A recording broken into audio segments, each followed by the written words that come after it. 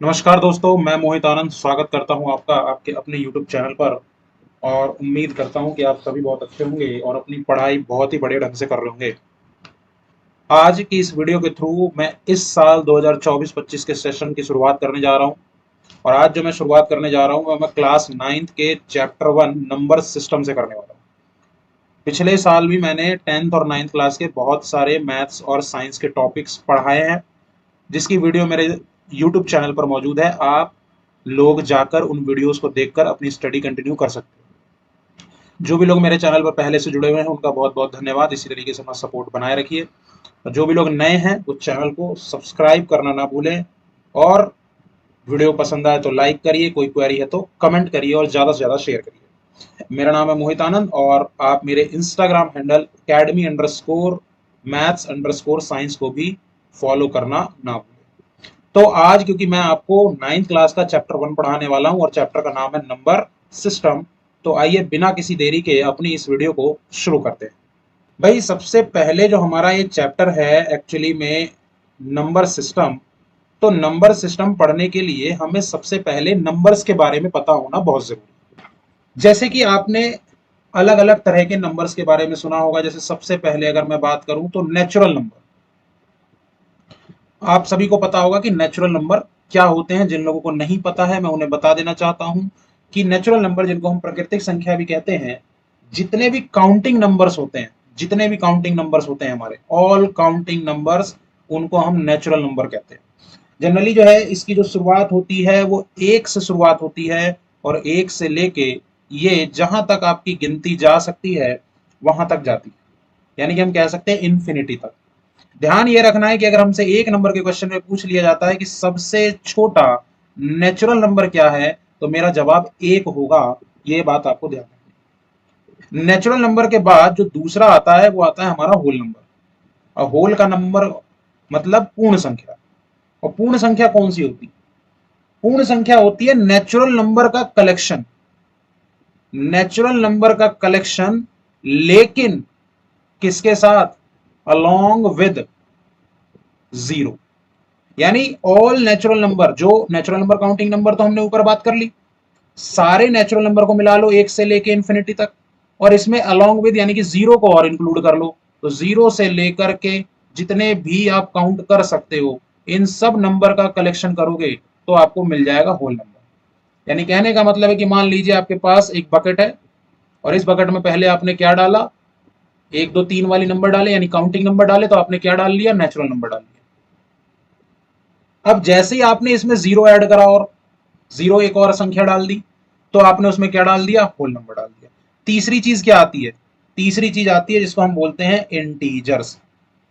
लेकिन इंटीजर्स का जिक्र करने से पहले मैं आपको ये बताना चाहूंगा कि अगर आपसे पूछा जाए कि सबसे छोटा होल नंबर क्या होगा, तो सबसे छोटा होल नंबर जीरो होगा। उसके बाद क्वेश्चन पूछा जा सकता है कि ऐसा कौन सा नंबर है जो नेचुरल तो नहीं है लेकिन होल नंबर है, तो आपका आंसर भी क्या होगा? जीरो होगा। इस बात का आपको ध्यान रखना है।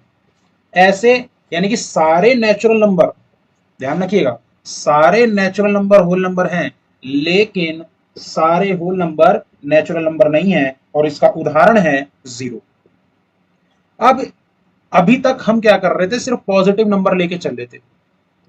जैसे ही मैंने इसके अंदर नेगेटिव नंबर और डाले, मैंने इसमें नेगेटिव नंबर और डाले, क्योंकि नेगेटिव, जीरो, और अगर मैं नेचुरल नंबर के कलेक्शन को इंक्लूड कर दूं तो ये सारे मिलके बना देते हैं इंटीजर्स। क्या बना देते हैं? इंटीजर्स। यानी अब मैंने इसमें मान लो डाल दिए माइनस की संख्या भी डाल दी। तो जैसे ही मैंने इस बकेट लिस्ट में माइनस वाली चीजें ऐड करनी शुरू करी, वैसे ही मैंने इसमें और क्या ऐड कर दिया? इंटीजर्स ऐड कर दिया। ये बात आपको समझ में आनी चाहिए। यानी the natural number zero and negative of all natural number, जितने नेचुरल नंबर है उनका नेगेटिव भी है। जैसे एक दो तीन चार पांच छह, ये क्या है? नेचुरल नंबर है। उसी तरीके से माइनस एक, माइनस दो, माइनस तीन, माइनस चार, और ऐसे लेकर के भी इंफिनिटी तक है। इन्हीं को हम क्या बोल देते हैं? इंटीजर्स बोल देते हैं। सारे होल नंबर्स इंटीजर हैं, लेकिन सारे इंटीजर होल नंबर नहीं है। ध्यान रखने हैं, क्योंकि सारे इंटीजर में कौन आ जाता है? नेगेटिव नंबर भी आ जाता है, और नेगेटिव नंबर होल नंबर नहीं होता, वो केवल इंटीजर्स होता है। इसी तरीके से सारे होल नंबर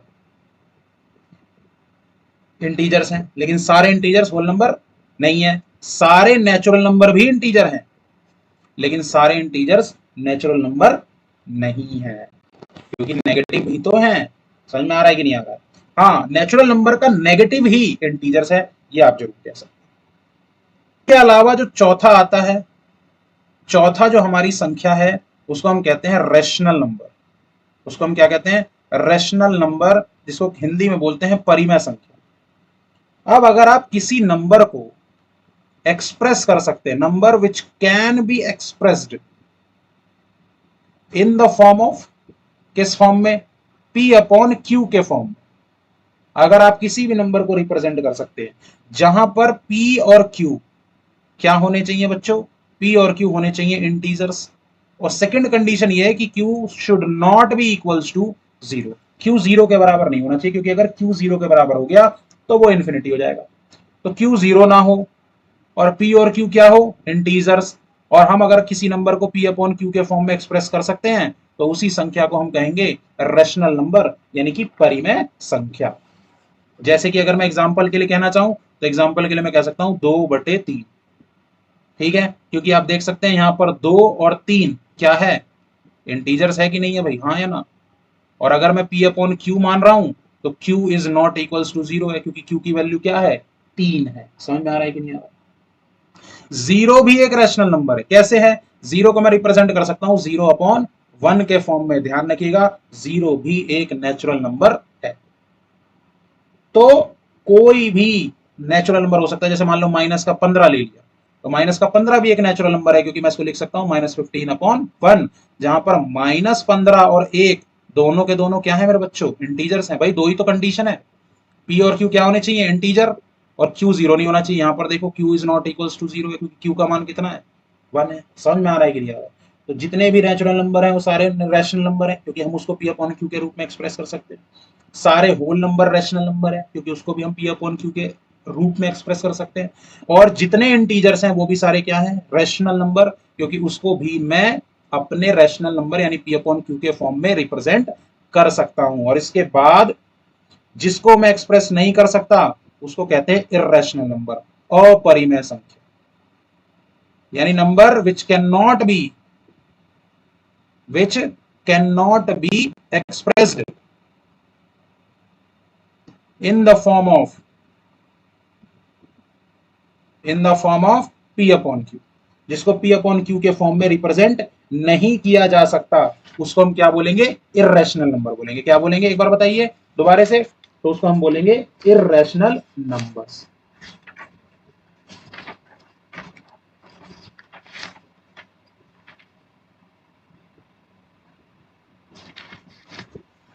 जैसे अगर मैं इर्रेशनल नंबर के एग्जांपल की बात करूं तो जो रूट वाली संख्या होती है, जैसे मैं कह दूं √2, √3, √5, √6, √7, ये सारी जो संख्याएं होंगी ये क्या होंगी? इर्रेशनल नंबर, क्योंकि इसको मैं P अपॉन Q के फॉर्म में एक्सप्रेस नहीं कर सकता।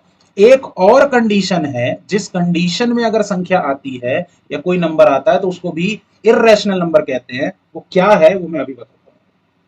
एक्चुअली में क्या है ना कि एक है डेसिमल एक्सपेंशन। किसी भी नंबर का डेसिमल एक्सपेंशन दो तरीके का हो सकता है। एक हो सकता है कि वो टर्मिनेटिंग हो। क्या हो मेरे बच्चों? टर्मिनेटिंग। और दूसरा हो सकता है कि वो क्या हो? Non terminating. टर्मिनेटिंग का मतलब है which comes to an end, जो डिवाइड हम कर रहे हैं और डेसिमल के बाद किसी पॉइंट पर आके वो खत्म हो जाए। और नॉन टर्मिनेटिंग का मतलब है जो खत्म ना हो। नॉन टर्मिनेटिंग में भी दो चीजें हो जाती हैं। एक रिपीटिंग, यानी खत्म तो नहीं हो रहा वो, लेकिन संख्या बार बार रिपीट हो रही है, एक पैटर्न के बेस पर भी रिपीट हो सकता है। या नॉन रिपीटिंग। क्या चीज? Non terminating, non repeating. तो डेसिमल एक्सपेंशन एक्चुअली में तो वैसे दो तरीके के होते हैं। या तो टर्मिनेटिंग होगा, जैसे मैंने लिख दिया 2/5, तो 2/5 का डेसिमल एक्सपेंशन क्या हो जाएगा? 0.4। तो ये टर्मिनेटिंग है। लेकिन वहीं पर मैंने लिख दिया 1/3, तो 1/3 का डेसिमल एक्सपेंशन 0.33333, ये कभी खत्म नहीं होगा। तो ये एक तो नॉन टर्मिनेटिंग है और रिपीटिंग है, रिपीट हो रहा है।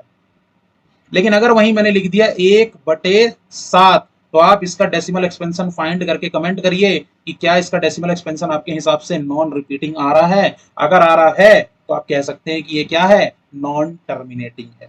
क्या है मेरे बच्चों, नॉन टर्मिनेटिंग। तो ऐसे ऐसी संख्या या ऐसा डेसिमल एक्सपेंशन जिसका नॉन टर्मिनेटिंग नॉन रिपीटिंग है, उसको भी हम क्या बोलते हैं, एक इर्रेशनल नंबर की कैटेगरी में हम उसको रखते हैं। यानी कि रैशनल नंबर जिसको पी अपॉन क्यू के फॉर्म में रिप्रेजेंट नहीं कर सकते वो तो है ही, लेकिन एक non terminating non repeating decimal expansion को भी इर्रेशनल नंबर कहा जाता है। तो ये डेसिमल एक्सपेंशन के बेसिस पे हमने कुछ नंबर्स बताए। भाई जाहिर सी बात है टर्मिनेटिंग वाला और नॉन टर्मिनेटिंग रिपीटिंग वाला क्या हो जाएगा मेरा, वो तो मेरा हो जाएगा परिमेय संख्या यानी कि रैशनल, और नॉन टर्मिनेटिंग नॉन रिपीटिंग वाला क्या हो जाएगा, इर्रेशनल नंबर मेरा हो जाएगा। समझ में आ रहा है? उम्मीद करता हूं कि ये आपको समझ में बहुत ही अच्छी तरीके से आ रहा हो। आज की इस क्लास में, आज की इस बेसिक में इतना ही रखते हैं। ये मेरा एक ब्रीफ इंट्रोडक्शन था चैप्टर 1 नंबर सिस्टम का। अगली वीडियो में मैं आपको कुछ एग्जांपल्स और कुछ क्वेश्चंस के थ्रू इसी चैप्टर को आगे समझाऊंगा। तब तक के लिए मेरे चैनल पर बने रहें। वीडियो देखने के लिए धन्यवाद। अगर पहली बार आए हो तो सब्सक्राइब जरूर करें, वीडियो को लाइक करें और चैनल को शेयर करना ना भूलें। मिलते हैं नेक्स्ट वीडियो में। धन्यवाद।